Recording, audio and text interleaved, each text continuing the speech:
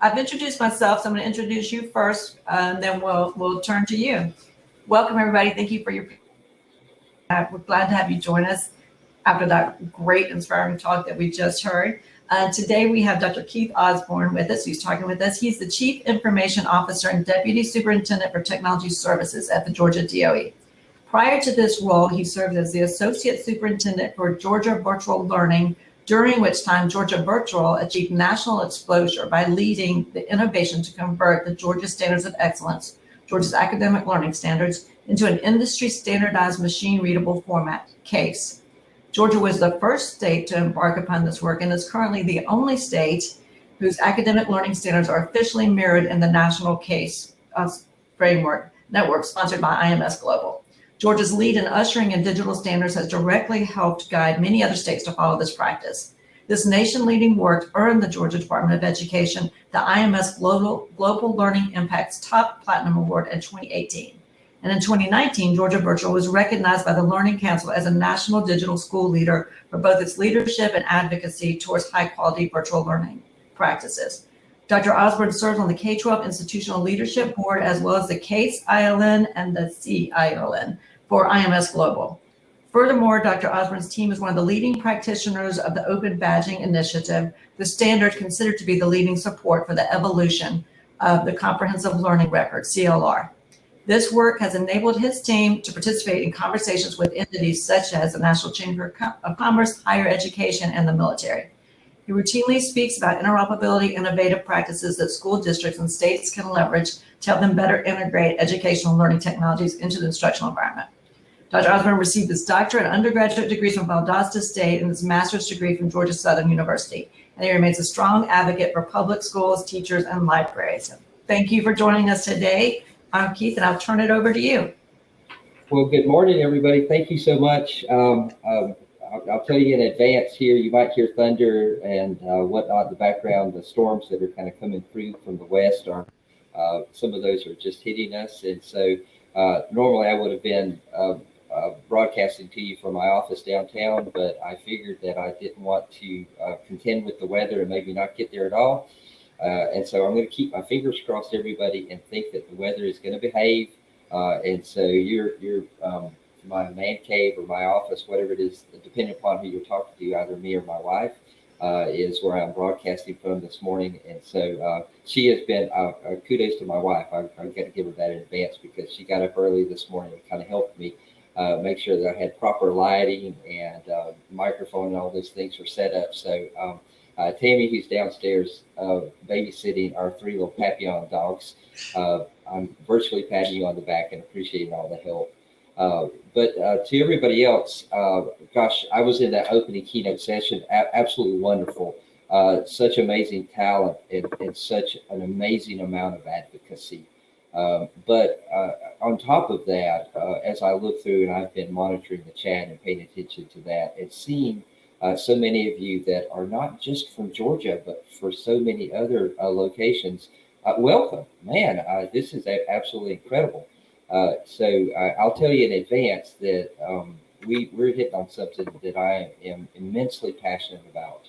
I'll tell you in advance that Brian, Leigh, many of these folks on the call are personal friends of mine as well too. And I tell you that when we all get together and talk, these are things that we talk about. And so whenever we think about ways to really be impactful and ways at the end of the day to look back on our time and say, this was time well spent, this opportunity today, everyone is going to be very much, it's already been time well spent. And so just looking forward to the conversations and the talks that we're going to be able to be engaged and involved in all day long. Just simply delights me to no end to be involved in this. Thank you, Leigh, for the great introduction. I am, as Leigh said, I'm the Chief Information Officer for the Georgia Department of Education. And so I promise you the topic of today is very, very near and dear to me because I have to deal with the complexities of technology as it was yesterday, as it is today, and also anticipating what those needs will be tomorrow. And so I have to very much remain a very strong advocate here. And so with that, I'll begin and say welcome and hello. Welcome to the CS4GA Summit, Beyond Access. And I got to tell you, I love that Beyond Access, which is what's so critically important to the conversation today. But I do, again, thank each of you for joining. What a great opportunity for us to learn and to share information about computer science and how we're going to be able to help this very, very, very important industry grow in Georgia. I do want to give a special thanks to CS4GA, Georgia Tech Constellations Center, the Georgia Department of Education, Leigh and Brian, and for so many others that have had an integral part in bringing us together today. I applaud your work and your efforts. It's making a difference, and your advocacy for CS and for equity is absolutely to be commended. And now a special thanks for all of you on this call today. It's this work and it's the efforts of we as a body of professionals that are going to ensure success. Okay. So again, thank you for being here. I do want to say in advance, everybody, I don't want this to be a traditional keynote. We have work to do. And as such, this is a call to action. Your expertise is needed, and it's time for us to roll up our sleeves, put on our thinking caps, and do what we as technology professionals and others that are on this call do best. We build and we implement solutions. And certainly, as I said earlier, I love the word advocacy.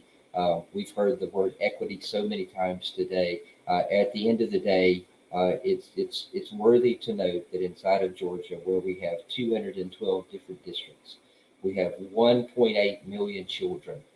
But that equity piece is so very, very important to hear now, because an amazing statistic sometimes to know is that 70% of our student population is found within 30% of our school districts.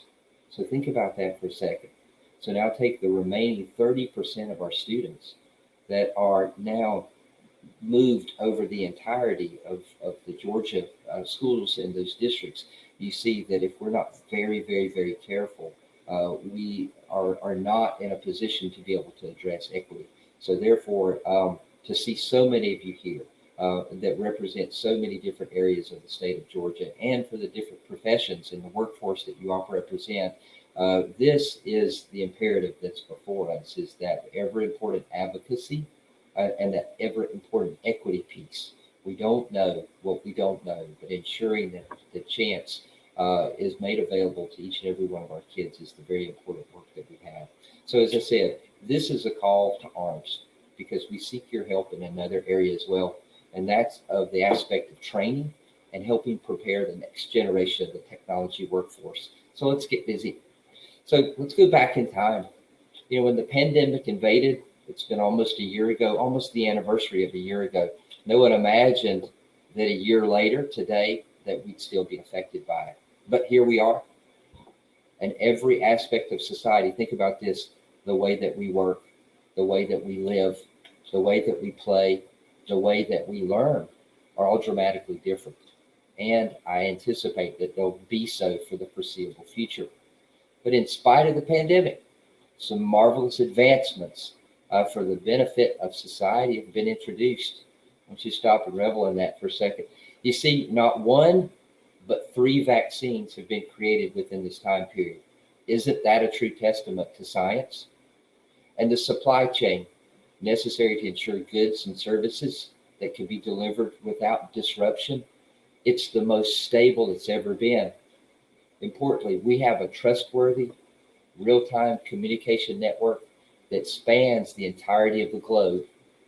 And the opportunity to acquire new skills and knowledge virtually has enabled an anytime, an any place, and an any pace status for learning. The level of human ingenuity is at an all-time high. Consider all these things, and most would say, well, while the pandemic, and specifically the COVID virus, are horrible, the human spirit has not been beaten by it.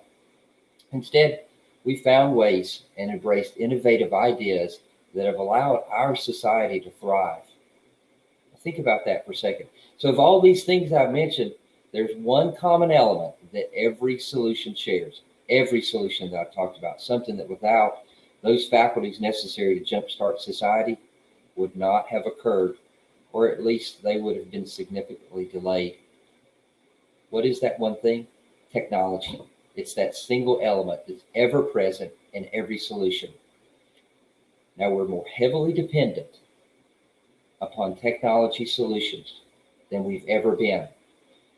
And while deployed to ensure the continuity of our own society during a global pandemic, they've now forevermore changed our approach.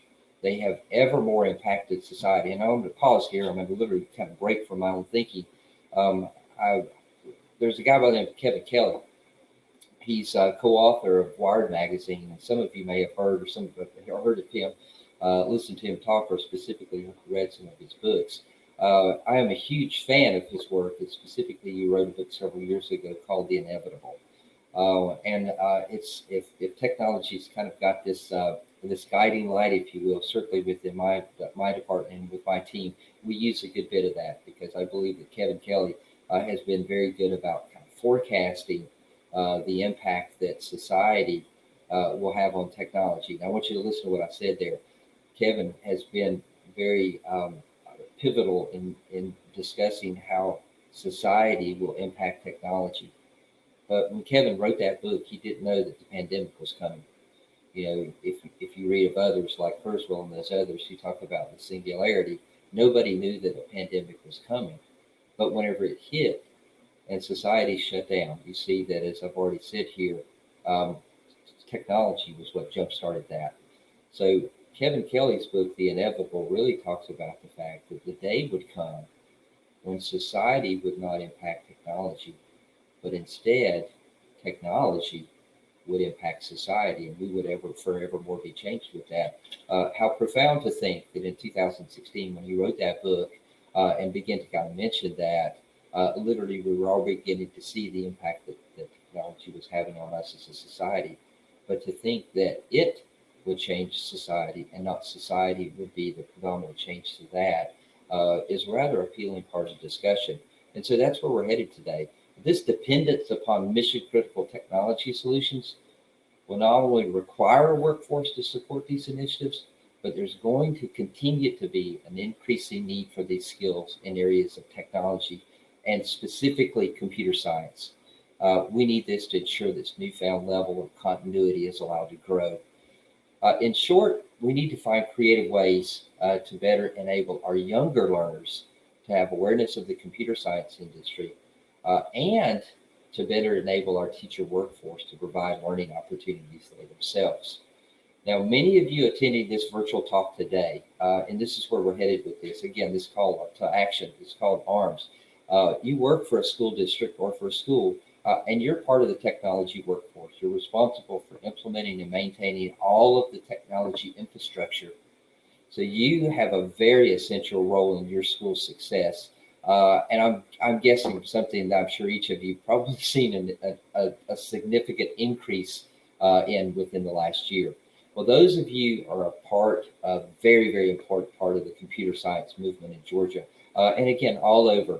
It's your skills and your expertise among the technology to which you and your team manage and are the stewards that can ensure that CS opportunities for students are available. So I want us to discuss ways that you, as a technology professional, can assist in the CS movement. So for the remaining of this talk, I want us to switch gears a little bit. I want to engage in a series of questions. Some are going to be asked by our moderator, so Leigh's going to continue to kind of help and take a part in this. But I'm also going to welcome questions from any of you, because I think that we collectively can foster strategies that our profession can identify and then implement as a way to forward CS opportunities. So again, Leigh, I appreciate the introduction that you provided today, and certainly for all the help that you've provided with the CS4GA CS Summit. And so with that, let's open the floor, but let's maybe some seed questions on ways that we could talk about opportunities for IT professionals to provide additional value and take on some of the responsibilities of helping this profession grow. Thank you, Keith. Okay, if anyone has a question, please, we're opening up the floor now for questions. You can put in the chat, and I can read that for Keith, or you can ask for me to pitch as you. So I'll unmute you so you can ask your questions. So hope to see some questions from all of you. So Keith, some of the things that we've talked about was this important role of the IT professional being the partner in education, especially as you mentioned with growing and taking off, and their role, but they're both power user support as well as role models. Can you elaborate a little bit on that, and specifically, like what are some of the challenges that comes with that, and what are some of the opportunities or places where they can find resources and other places to go to help meet some of those challenges? So thank you, Leigh. What a great question. So there's a couple of things, everybody, in regards to this. And maybe to give some context, I'm going to go into the background and let you know. And I think I've seen her on the call today, Dr. Shelly Mcbride, who is in Jeff Davis County. I'm not sure if she's in this particular track, but she is responsible for curriculum and leadership in Jeff Davis County, which is the district that I was at before I came to the Department of Education. And so while there, I was in a chief information officer's role. But whenever you're in a district with 3,000 students, and honestly, with really only just a handful of teachers, if you will, everybody had multiple roles, and everybody was responsible for innovation, and everybody was responsible for bringing to light solutions. And so to that point, one of the things specifically that really began to kind of show as we were doing collective work and beginning to strategize on what's the best way for us to provide education for not just our children, but also ensure that we as a school system were being a good community member there as well, was to look at both what we provided, not just in the way of learning, but what we as learned individuals were able to provide back. And certainly, again, in that particular area, while, again, some more context here was that before I was ever in a leadership role and whatnot, I truly am a trained systems engineer. So I'm a wireless engineer and certainly a network engineer there as well too. And so you can imagine that there was not necessarily just a significant amount of demand for my time during the daylight hours working for the school system, but after hours, I would be frequently contacted by small businesses and other organizations to say, we can't find a network engineer. We need help with this, or we need help with that. Can you possibly help us? And so there was never a shortage of opportunity for me to potentially share my skills that existed out there. So the first thing to note here, Leigh, is that oftentimes, certainly in some of our rural areas, the technology professionals that work for the school system are truly the only technology professionals that exist in that particular area. And so do we have a responsibility to kind of share the talents that we have? And how are we ourselves able to, I think I heard Brian mention something earlier about that stopgap and being the gatekeepers of that. You realize that if we have a skill set and we see a need, should we not also champion for and provide advocacy to ensure that some degree of succession is available for those who want to potentially enter into this, but they don't necessarily know what the first steps are. They don't necessarily know what the breadth and depth of the technology industry in and of itself is. And I'll be the first to say that my very entrance point into this never yielded to me the opportunity to get into computer science until much later on. And so it's through that pathway into actually the hardware and the security of information and the hardware itself that literally ultimately began to say, hey, there's an opportunity for me here to better understand those things. And so it's through that pathway alone that led me into later exploration into the areas of computer science, something that to this very day, I say, while I like to joke with my folks and say that during the daytime job, I'm not allowed to get into and work with code and those types of things. My job is leadership, but around 5 o'clock in the afternoon, whenever the day is ending, it's a huge hobby for me. And so something that I really enjoy. If you get around me, you're going to hear me talk about Python and JavaScript and all these other things. I love to talk about those and love to explore those. But you see the pathway that's led me to be able to do that. So now take that back to the question that Leigh just asked everybody, was to say, don't we as role models have that opportunity, because we kind of know the path that brought us into where we're at. And while we may not necessarily know all of the answers, we definitely can open a door. And through that door, we can provide opportunities for for our younger learners to be able to at least ask the questions of saying, hey, what's this computer science stuff all about? Is it something that I have aptitude for? Hey, what kind of a job would I do if I decided to grow up and I wanted to do this? So simply opening up the door and providing that gateway into the next aspect of that is a great vantage point. And Leigh, I continue to talk on that, but I'm going to look over here. I see a couple of questions. I was going to look in some of those and see if there's some questions, if you've been monitoring those or want to throw one of those out. So Andrew says that I run the Georgia esports, huge. Esports is absolutely huge right now, Leigh, and have seen that as many schools as the IT professionals are both interested in the best fit for mentoring a new team. Since esports is a great gateway to a tech ed, I think there's a great non-traditional way for IT pros and more to move their schools. Andrew, great. I'll tell you, I'm going to allude to something else Leigh mentioned just a second ago in that aspect of the resources. We're making a concerted effort. Whenever you listen to Brian and what he's doing with computer science, whenever you listen to the folks at the Constellations Center at CS4GA, so many organizations are providing this advocacy role. The Department of Education and the various disciplines within technology services being one of those, is that we want to play our part in that too. And so we engage monthly in calls with each of our technology directors. And so we assemble en masse once a month where we talk about this for hours. Andrew, what a great comment that you've made, because just a week ago when we had our most recent session, esports was one of those big things. We know that it really is one of those catch things. It's something that children find great interest in. And it's one of those things that, sometimes they don't even realize that they're learning. They think that they're having fun, but just think of the immense number of things that they're acquiring whenever they do that. So I appreciate you bringing that to life. I think that's one of those things that we do need to promote. And certainly, again, we see the connection point between something like esports and the way that it comes back to and connects to computer science. Let's see, another question. Delta, hey Delta, who is a member of the DOE team. We're glad to have you on board. How can we overcome the angst that system IT departments have with allowing networking and cybersecurity courses in our schools? I'm going to stop right there because I was literally hoping that this question would come up. And so I want to make just a second and address this, that sometimes the apprehension towards this is a absolutely huge hurdle.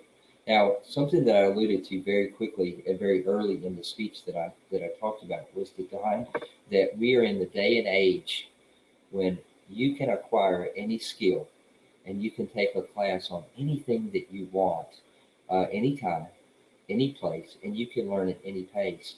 So what's the common denominator to achieve that? It's virtual access. Okay, so there's two comments to be made here, but to Delta's question, the first is the access piece. And so now as we've begun to see this transition to virtual, we've begun to see just a plethora of courses and the availability for CS topics to be approached and be made available. However, this is where truly the IT professionals within our schools and within our organizations can either be a help or hindrance towards. And I get it. I run a large shop and I have to be a steward for the state of Georgia. And so everything that I do and everything that I allow to have happen within the state of Georgia's technology systems has to be done with a great degree of reverence and certainly with a huge appeal towards the security aspect. And so we, with great consternation, discuss 2 and 3 and however many times necessary before we even allow for a tool to be made available in our network. But to that point, you see now where that's the help versus the hindrance.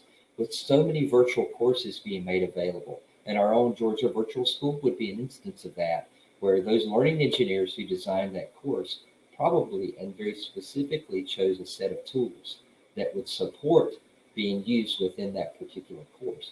Oftentimes, these are tools that are open source that would require the student to have access to them in order to be able to learn it and be able to practice the content and the materials that are found inside of the course.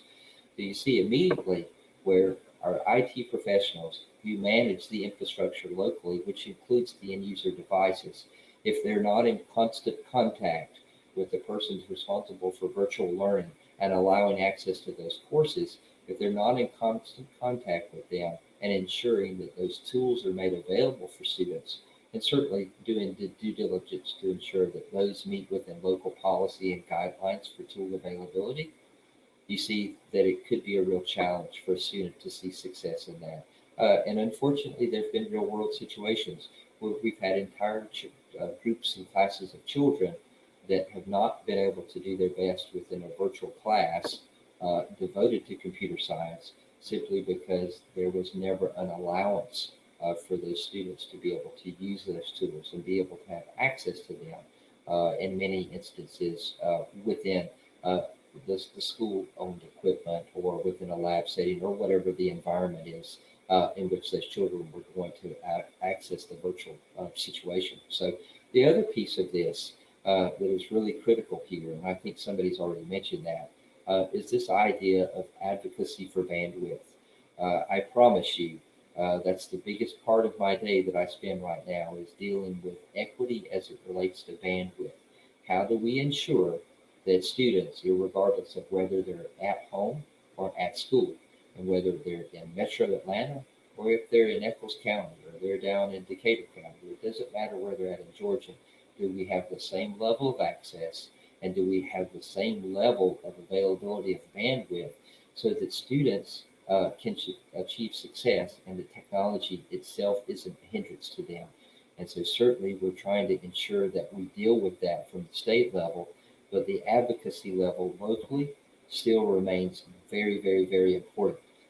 Again, if there is an industry that demands a certain tool or the availability of certain accesses, typically in order for that industry to grow, those needs need to be met and addressed. CS and the available of CS in all areas throughout Georgia are going to demand that bandwidth accessibility is made available. And so addressing that and ensuring that is something that begins locally. But you see it as very much, it's a two-part conversation. You have to be talking about it, and I have to be listening, and I have to be making sure that we at the DOE and other areas at the state level are championing for the purposes of bandwidth. So thank you, Delta, for that question. Let's see if we've got other questions. Tyler just asked a question, and his question mentioned that sometimes rural and urban school needs surprisingly overlap. Do you see that in the IT dimension of CS education?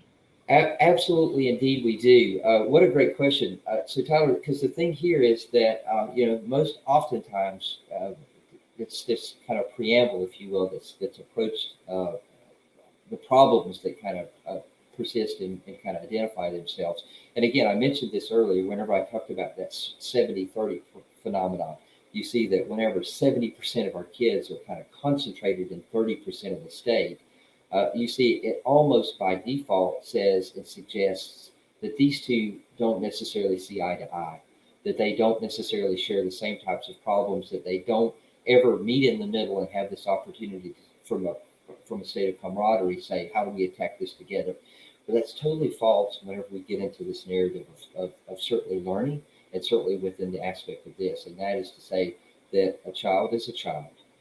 And their needs for education are the same, regardless of where they're at in the state. And this goes back to that equity piece that I talked about earlier.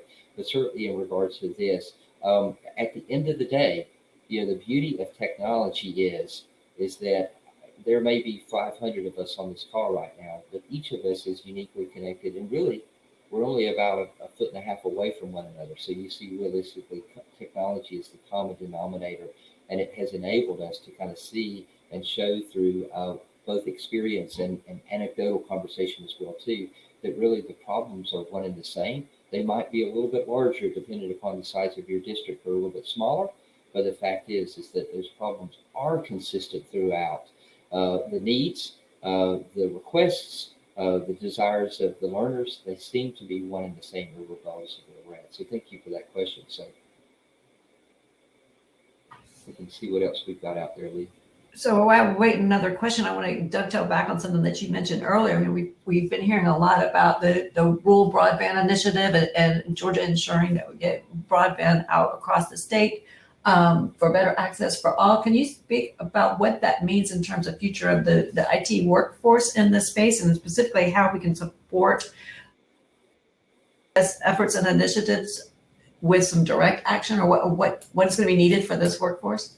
So yeah, that is a great question. I'm glad you brought that back up. I probably should have addressed that even earlier there. This phenomenon that we're seeing, everybody, is that technology is the great equalizer.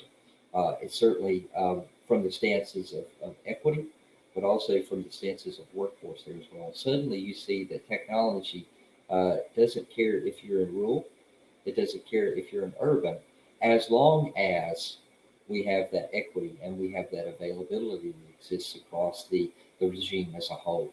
And so to that point, that is the stance that we're taking. I'll let you know that at the state level, this is a huge conversation. This is something that the pandemic, well, I'll go before that and say that, as many of you know, this has been something that we have championed for years. We knew that this was coming. You know, two things that happens at the state level. If for those of you that are Georgia school folks, you've known this for a while. Two things that we do. The first is, obviously right now we're providing 100 megs worth of bandwidth from my technology services department that is DOE funded. We provide 100 megs of bandwidth to each school in Georgia. Now, whenever the pandemic hit and we began to see some of the impact aid that came from the federal level, we both received what you know as our CARES funds, but also the governor's office received what were called GEAR, and that was those were emergency funds. He recognized immediately on the need of this bandwidth conundrum and immediately made available to that money for my department to say, how are you going to address some of these? And so the first thing that we did, which is in process right now, I should say, is that we're doubling the bandwidth across the entirety of Georgia as it relates to that 100 megs that I talked about earlier. So that's as we speak, we're moving that up to 200 megs per school. Now, and in addition to that, we're also providing and working with folks like the Georgia Technology Authority, the Department of Community Affairs, and others, certainly at the local level, to ensure that two things. Number one, in areas that have access to broadband, but don't necessarily have the resources to make that broadband available, we're champion funds to ensure that that's going to be turned up, certainly in low income areas and low wealth areas within particular communities. We're literally working with broadband, both what we call wired and wireless providers, to go in and say, we want you to just make wireless or wired access available. And that's going to happen at the family level and at the home level. The third of that is that we're also working specifically with Georgia Technology Authority and others to do a very, very, very granular broadband map so that we identify areas that have high need but no availability. And then from that, I believe that you're going to continue to see, if you're looking at the most recent administration and the amount, the volume of money that's coming down, much of that has been dog-eared towards the idea of saying, address the bandwidth inequities that exist within your state. And so the very important work in regards to that right now is for us to identify exactly where the greatest areas of needs are and the highest concentrations of students who don't necessarily have access beyond the school day. And that's exactly where we're going to begin to kind of target some of those resources and the availability of that. So, and so the second thing, as I mentioned from us, is that annually, many of you have participated in our technology inventory survey. And so that is an opportunity for us to aggregate at the state level, but also have the granularity of understanding what's happening within your district. This opportunity for us to say specifically, where are we at on the technology continuum to making sure that that is available, not just for the learning experiences of students, but for the opportunity for them to be able to participate in, say, the craft of computer science, or the opportunity for them to begin to explore that as a trade and see if it's an opportunity for them. So that current technology inventory for this year is in process right now.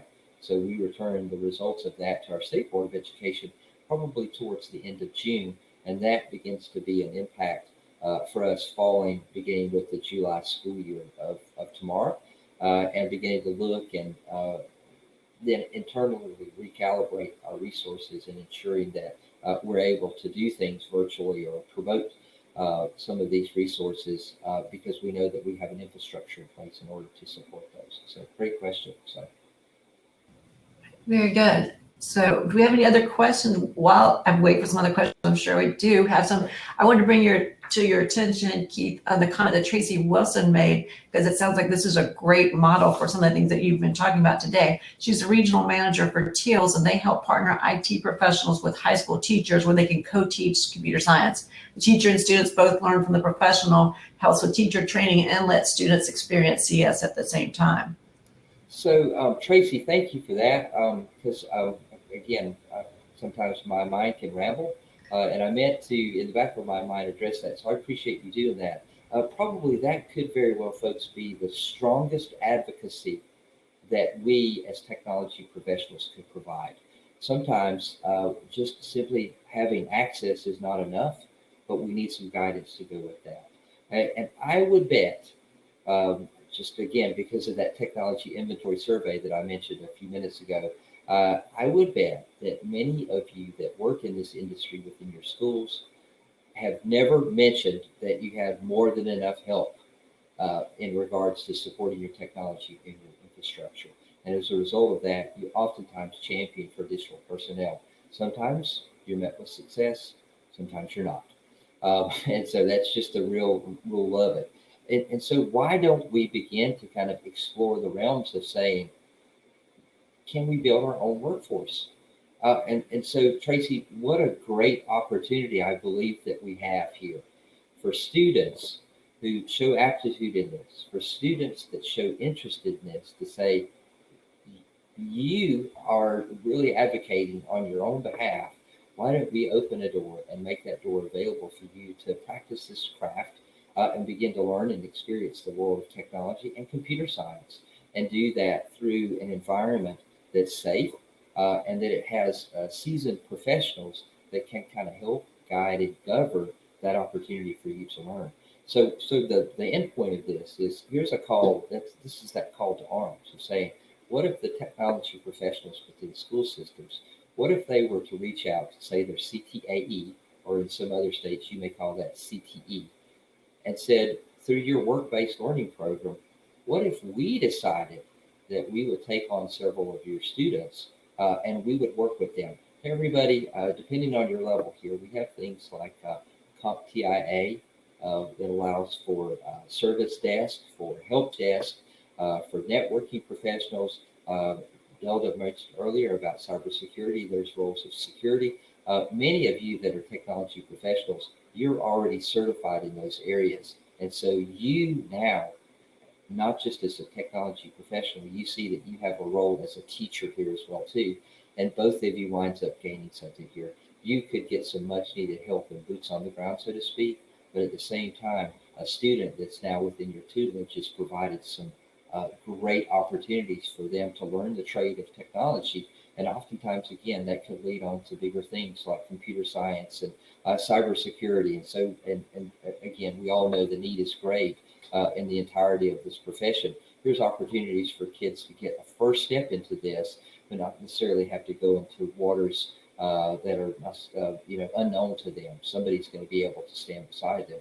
How cool of an idea would this be? Let's say that a small technology department at, say, a rural school system, where your technology staff may just simply be 2 or 3 people. You decided to work with your CTAE environment and work-based learning coordinator and say, I'm going to take 4 students on. I'm going to take 2 seniors and I'm going to take 2 juniors. And when these students are when they're working with us, we're going to allow them to have access to the CompTIA rigors and address some of the competencies and standards that are sanctioned by CompTIA, and avail these students to that information. And as they learn both the theoretical aspects of networking, infrastructure, and help desk, they're able to pragmatically apply those because typically every school system is going to run a help desk. And many of those help desk calls are ones that students really could easily solve if they were enabled and given the opportunity to do so. And so now you've got possibly a new cadre of workforce that for them, the benefit is immense, right? Because they're going to acquire a skill set. a set of skills that would enable them to not just benefit the school. What would happen if that child graduated from, say, high school, and they had earned a CompTIA certificate of something, and they decided to matriculate to higher ed? My guess is that higher ed oftentimes has real requirements for service desk and needs a large volume of students to help there. What if that child, now suddenly possessing that, literally has enabled them to really kind of step into higher ed and say, on the side, I'm going to do this and I'm going to work in this particular area. And now I'm helping my own organization. You see, the benefits of this are huge. We're literally providing a journeyman's way into allowing students to go from no skill, low skill, into something that is an incredibly valuable skill and highly desired while they're working on advanced degrees and furthering their education. So Tracy, I love that idea. I appreciate Delta being on this call too, because she certainly champions this and she works within our CTA world. And I know that she thinks along the same lines of this. And so I think that there's lots of advantages here and things that we should be exploring. In part, as I said earlier, the pandemic created this heavily dependent need upon technology that's not going to end, it's going to increase. And so we absolutely have to be about not just the business of succession training for those people that will replace me whenever I decide to retire and move on, but also for the increasing need for CS professionals and technology professionals that society is going to demand. We all have a part in this, and I think, Tracy, this is a great opportunity for us to kind of spearhead that opportunity for kids while they're still participating in high school, so or as early as middle school. So, great question. Absolutely. It's definitely a model that you'll see here at Georgia Tech. And I'm very dependent on those college students who are in our help desk for sure. We have just a few more minutes. I had that question from Tyler. He said, do you see educational around tools that are more evidence-based or standards-based than perhaps we've seen in the past? I imagine folks could be reluctant because their time and money has been burned by the previous next best thing in ed tech, especially if the budget or tech support staff is constantly taxed by the installation, implementation, support of tools that fade away after 2 or 3 school years. Well, Tyler, I'm thinking about that one for a second. You're right. By default, people oftentimes that work in technology, maybe I'm looking through the lens of me, we're quickly attracted to the next new shiny thing.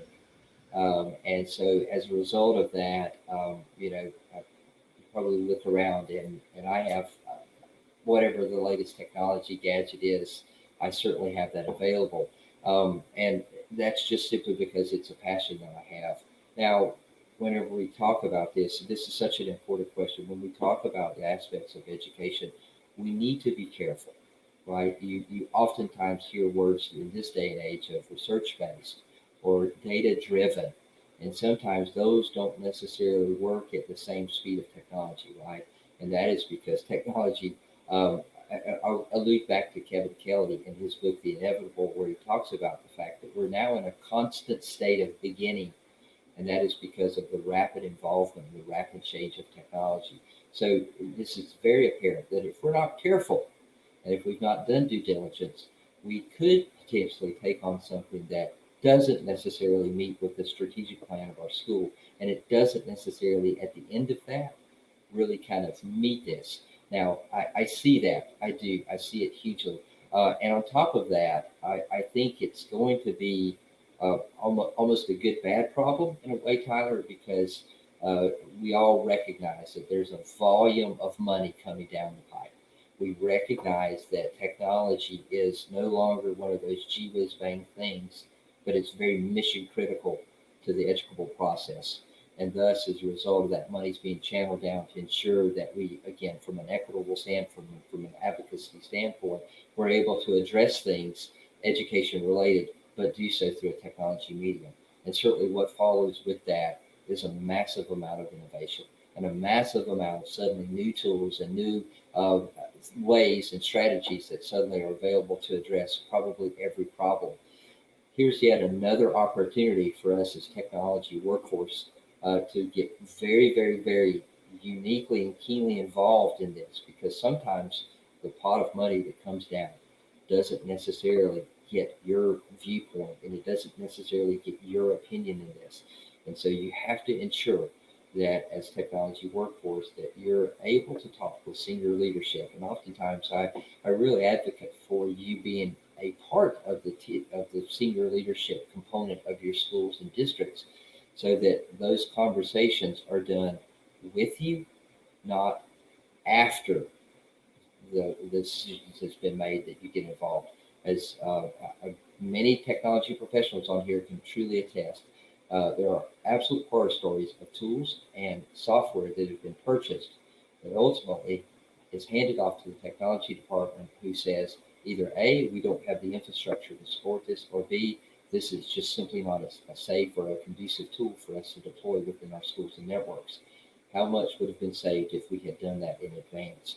So, Tyler, this is it's a hugely important question right now for us.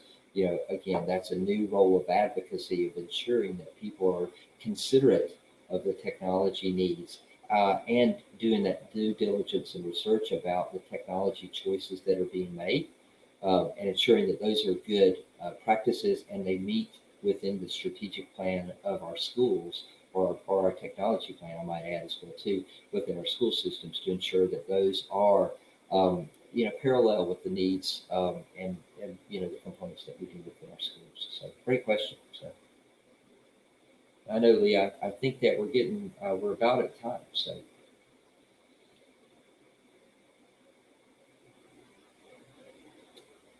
I lost her voice.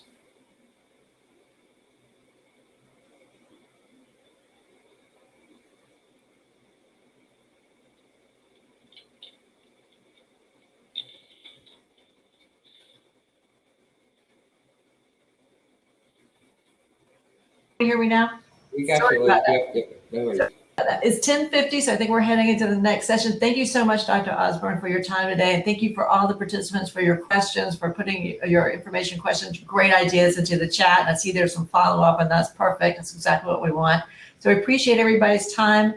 Have a great rest of the summit, and I hope to see you all soon. Dr. Osborne, do you have any last words? I just want to say thank you, everybody. I appreciate the advocacy. I appreciate the opportunity to be with you today. I'm looking forward to participating in some of the conversations later myself. So thank you all so very much. And I appreciate the work that you all do. So thank you. Bye. Thanks, everyone.